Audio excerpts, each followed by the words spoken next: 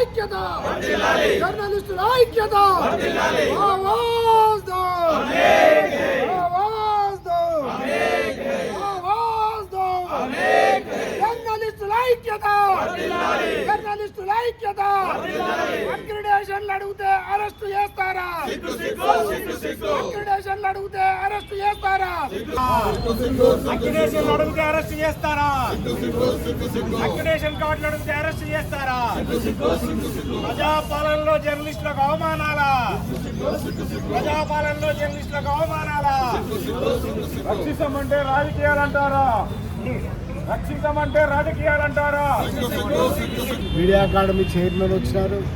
Media academy chairman వచ్చిన తర్వాత కూడా 2 సంవత్సరాలుగా పెంచుకుంటూ వెళ్ళి 3 నెలలు అక్రిడేషన్ ఇప్పటిదాకా కొనసాగించినారు.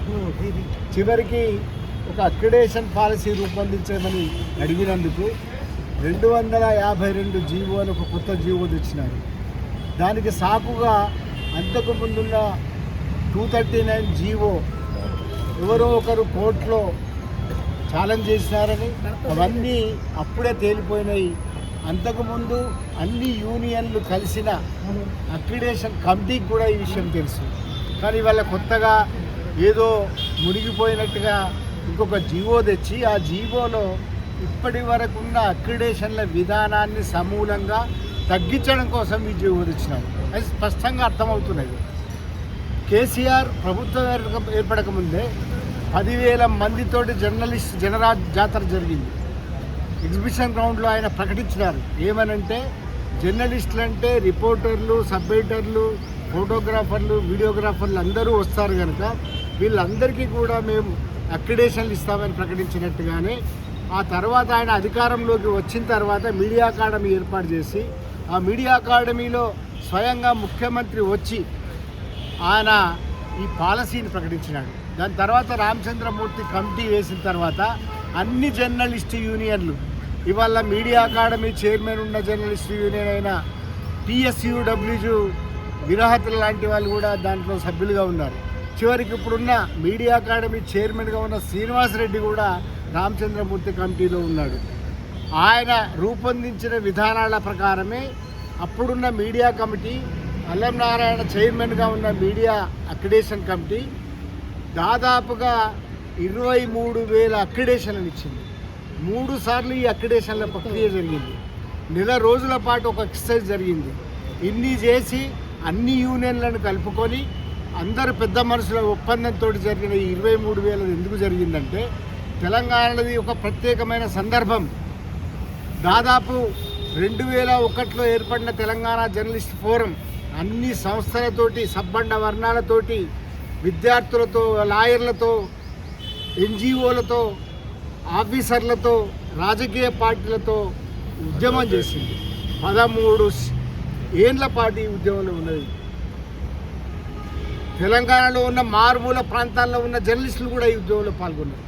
తెలంగాణ భావజాల వ్యాప్తికి ఈ జర్నలిస్టు తోడ్పడ్డారు. అందుకోసమే కేసీఆర్ గారు ఉన్నప్పుడు వీళ్ళందరికీ కూడా ఒక గుర్తింపు ఇవ్వాలనుకునే, అందరికీ ఇవ్వాలనుకునే దానికి తోడు అంతకుముందు గుర్తింపు లేని సబ్ ఎడిటర్లు, డెస్క్ జర్నలిస్టులకు కూడా ఒక గుర్తింపు ఇవ్వడానికి ప్రత్యేకంగా ఒక శ్రద్ధ తీసుకొని వాళ్ళకి కూడా అక్రిడేషన్ ఇచ్చినారు. ఇప్పుడున్న 350 జీవోలో జరిగిన అన్యాయం ఇక్కడ అంటే ఒక విభజన చేసినారు. రిపోర్టర్లకు అక్రిడేషన్ కార్డులు, వీళ్ళకు మీడియా కార్డులు. ఈ విభజన ఎందుకనేది అర్థం కాదు. జర్నలిస్ట్ చట్టం చూడండి మీరు, అట్లాగే మీకు ఇచ్చే ఒక నియామక పత్రాన్ని చూడండి. రిపోర్టర్ / సబ్ ఎడిటర్ అని ఉంటుంది. అట్లాగే వర్కింగ్ జర్నలిస్ట్ అంటే 2 వస్తారు.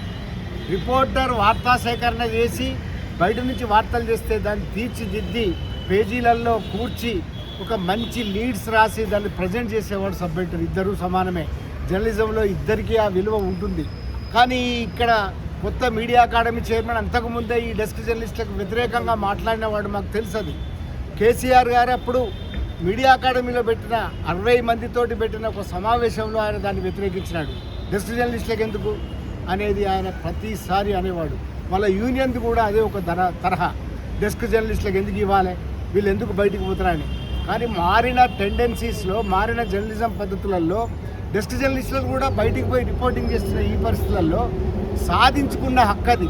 ఒకటి తెలంగాణ ఉద్యమంలో పాల్గొన్నందువల్ల, రెండవది డెస్క్ జర్నలిస్టులకు కూడా ఈ పోరాటంలో ఉన్నందువల్ల సాధించుకున్న ఒక హక్కుగా డెస్క్ జర్నలిస్టులకు అక్రిడేషన్ వచ్చింది.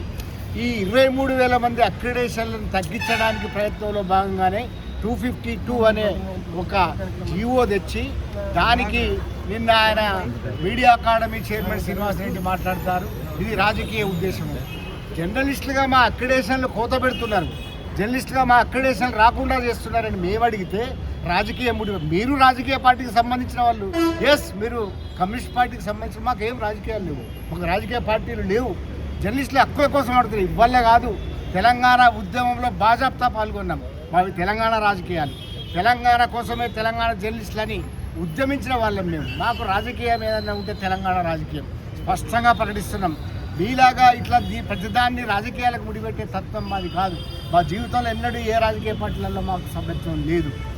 మేము ఉల్టా మీరు రాజకీయం అంటున్నారు దీన్ని. మా అక్రిడేషన్లు కొత్త పెట్టకయ్యా, డెస్క్ జర్నలిస్టులను వివక్షతో చూడకయ్యా అని మేము అడిగితే మీరు అట్లా మాట్లాడతారా? ఒక మీడియా అకాడమీ బాధ్యుడు అయి ఉండి అట్లా మాట్లాడడం ఏమిటి? అసలు మీరు రాజకీయం ఏమున్నది దీంట్లో? మేము రాజకీయాల గురించి మాట్లాడినామా? ఎవరినన్నా అన్నామా? ప్రభుత్వము దీన్ని పరిశీలించండి, అన్యాయం జరుగుతున్నది. తెలంగాణ జర్నలిస్టులుగా ఉద్యమంలో పాల్గొన్న వాళ్ళం మేము. మా హక్కుగా అది వచ్చింది, మా హక్కుగా డెస్క్ జర్నలిస్టులకు వచ్చింది. ఈ డెస్క్ జర్నలిస్టులకు వచ్చిందండి. అట్లాగే నియోజకవర్గ స్థాయిలో కూడా ఇవ్వాలనేది ఒక నిర్ణయం తీసుకున్నందువల్ల వచ్చింది. అట్లాగే కేబుల్ టీవీకి ఇవ్వాలనే దానివల్ల ఒక నిర్ణయం వచ్చింది. మెయిన్ స్ట్రీమ్ పత్రికల్లో 20 సబ్ ఎడిటర్లు, 20 రిపోర్టర్లు అన్నందువల్ల అన్ని జరిగినాయి. ఇది ఒక గుర్తింపు కార్డు, దీంతో దేశాలేమీ లేవు.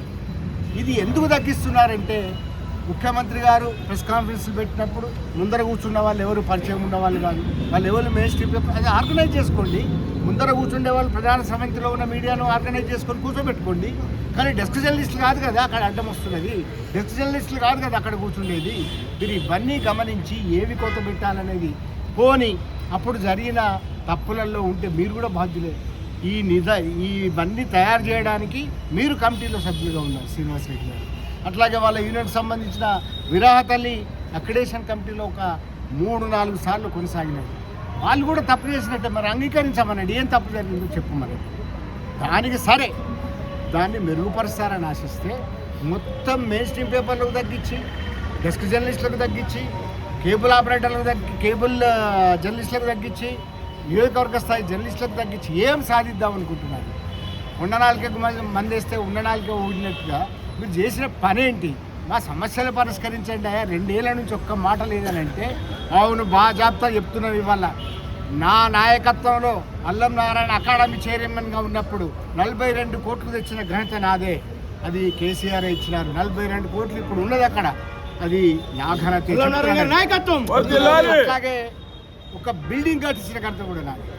అక్కడ మీడియా అకాడమీ ఇప్పుడు గట్టి ఉన్న ఘనత కూడా నాది, అది కేసీఆర్ గారు ఇచ్చిన 15 కోట్లు కట్టింది. అట్లాగే కరోనా సమయంలో 7 కోట్ల రూపాయలు జర్నలిస్టులకు పంచింది కూడా నా ఘనత, అది కూడా మీడియా అకాడమీ కేసీఆర్ ఇచ్చినందువల్ల అయింది. అంటే ఇవన్నీ చేయలేదనా? మీరు తప్పుడు ప్రచారాలు చేసి, అబద్ధాలు ప్రచారాలు చేసి, అసలు ఎవరికి చనిపోయినా పట్టించుకోలేదని చెప్పి ఢిల్లీకి పోయి అబద్ధాలు ప్రచారం చేసి ఇలా వచ్చిన వాళ్ళు మీరు రాజకీయాలు చేస్తున్నారు. శ్రీనివాస్ రెడ్డి గారు రాజకీయాలు చేస్తున్నారని మమ్మల్ని అనకండి, వాళ్ళని విడిచిపెడదాం. ఇది జర్నలిస్టుల హక్కు. ఈ హక్కును రేవంత్ రెడ్డి గారు జాగ్రత్తగా గమనించండి. ఇది మా హక్కు, మేము సాధించుకున్న హక్కు. మా సాధించుకున్న హక్కును తీసుకోకండి, మీరు కొత్తగా ఇవ్వకండి, మాకేం అవసరం లేదు కావచ్చు. మీరు ఎన్ని వాగ్దానాలు చేసిరో ఆ వాగ్దానాల గురించి మేమేం అనడం లేదు కదా. కానీ ఒకసారి T50 జీవోలో మేము ఏం జరుగుతున్నదో మీరు గమనించండి. మంత్రి కానీ, సమాచార శాఖ మంత్రి పొంగులేటి శ్రీనివాస్ రెడ్డి గారు కానీ, అట్లాగే ముఖ్యమంత్రి రేవంత్ రెడ్డి గారు కానీ దీన్ని చూడండి. ఇది రాజకీయం కాదు, ఇది జర్నలిస్టుల హక్కులు. మాట్లాడే ఎవ్రీ రైట్ మాకు, ఇది జర్నలిస్టుల గురించి మాట్లాడమే.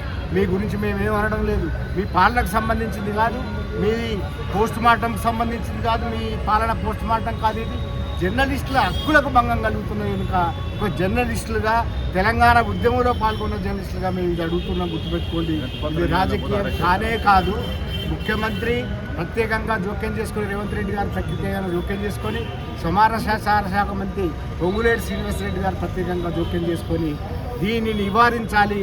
252 జీవో అనే దానివల్ల 10,000 వరకు తగ్గించి మీరు ఇద్దామనుకుంటున్నారు, అది చెల్లదు.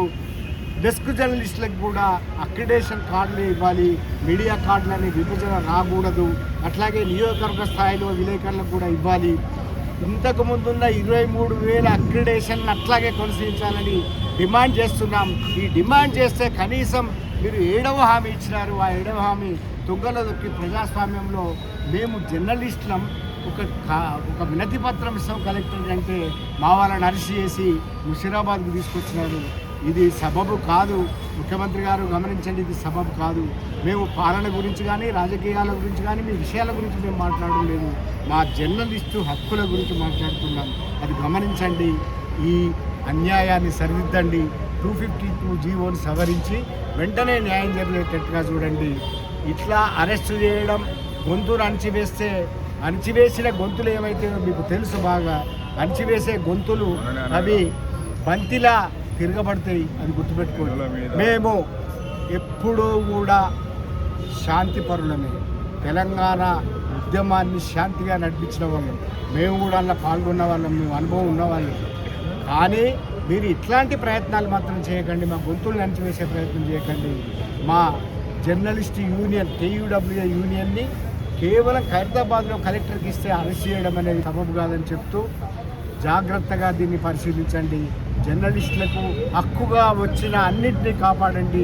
కొత్తవి కాదు మేము అడుగుతున్నది, ఒక హక్కుగా ఇంతకుముందు వచ్చిన హక్కుగా అడుగుతున్నాము. 33 జిల్లాల్లో జరిగిన రిపోర్ట్లు తెప్పించుకోండి. ఎవరిది జర్నలిస్ట్ యూనియనో, ఎవరు తెలంగాణ కోసం ఉన్నారో, ఎవరు జర్నలిస్టుల ప్రయోజనాల కోసం ఉన్నారో ముఖ్యమంత్రి రేవంత్ రెడ్డి గారు, సమాచార శాఖ మంత్రి పొంగులేటి శ్రీనివాసరెడ్డి గారు ఆలోచించండి, నిర్ణయం తీసుకోండి. ఈ నిర్ణయం తీసుకోకపోతే మాత్రం ఒక హెచ్చరిక చేస్తున్నాం, ఈ ఉద్యమం ఆగదు. మా అక్రిడేషన్లు, మా హక్కుభుక్తం మేము తెలంగాణ ఉద్యమంలో సాధించుకున్న హక్కు కాబట్టి దానికోసం ఎంతకైనా పోరాడతామని మరొక్కసారి చెప్తూ